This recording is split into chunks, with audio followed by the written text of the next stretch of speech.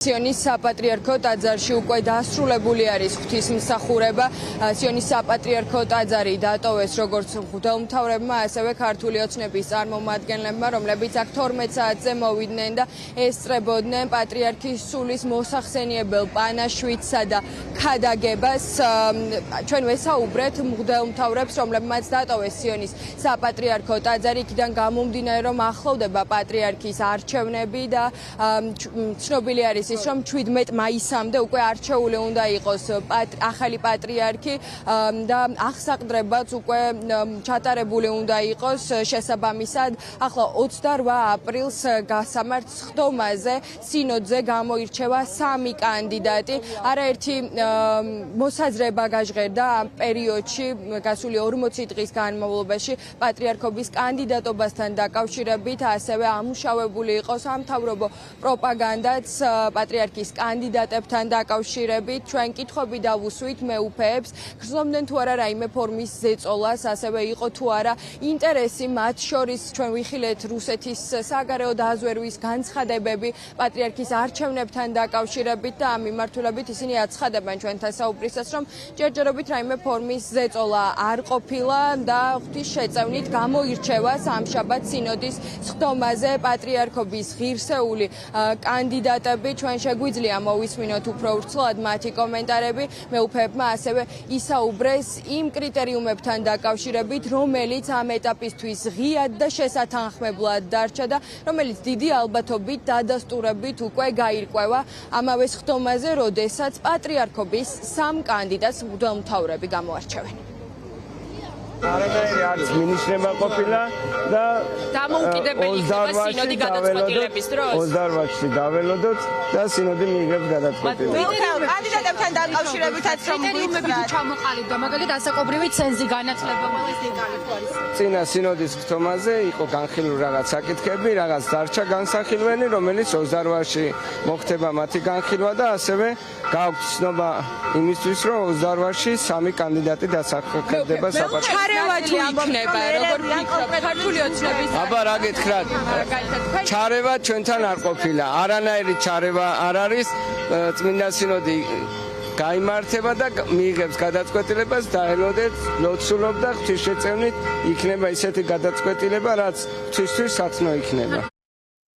არის თუ არა და მცდელობა რომ რუსეთის საპატრიარქოს პირველი კანდიდატი აირჩიოს. ისეთ კითხვას მისვოთ, რომ ჩემი არა ვარ ადრესატი ასეთ კითხვის ძნელი წარმოსადგენია. 11 მარტს რუსეთის ფედერაციის სპეცსამსახურმა და შესაბამისად ჩდება კითხვა გათვალისწინება მოხდება. ინტერესები შეიძლება არსებობდეს, მაგრამ ჩვენი საქმე უნდა ვაკეთოთ. აქ სხვანაირად შეუძლებელი.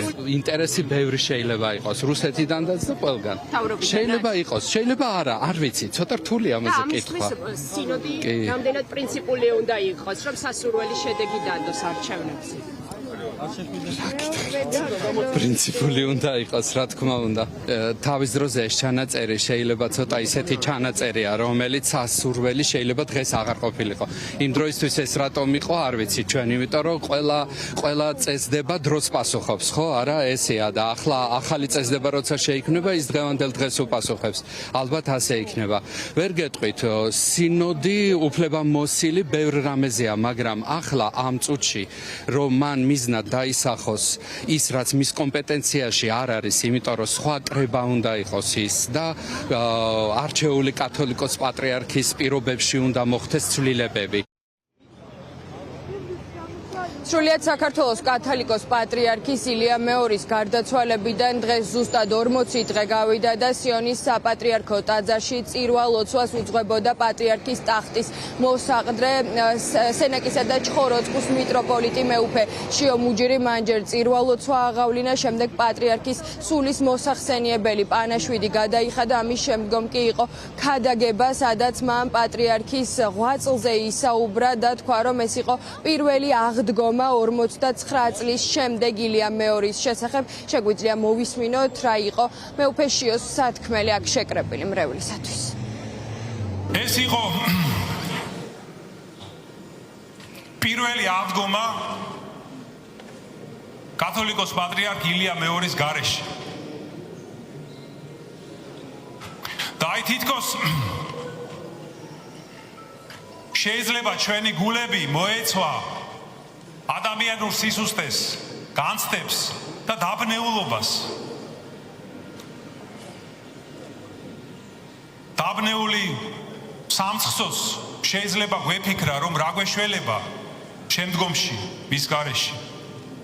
მაგრამ აი როგორც მისი გარდაცვალების დღეებში ჩვენ დავძლიეთ აი ეს სასოწარკვეთილება, განსაკუთრებით აღდგომის დღეებში უფლის მადლით, მისი უწმინდესობის დიდი სიყვარულით ჩვენში აი ეს მწუხარება და ტკივილი დაიძლია ღვთის რწმენის და იმედის დიდი სულისკვეთებით.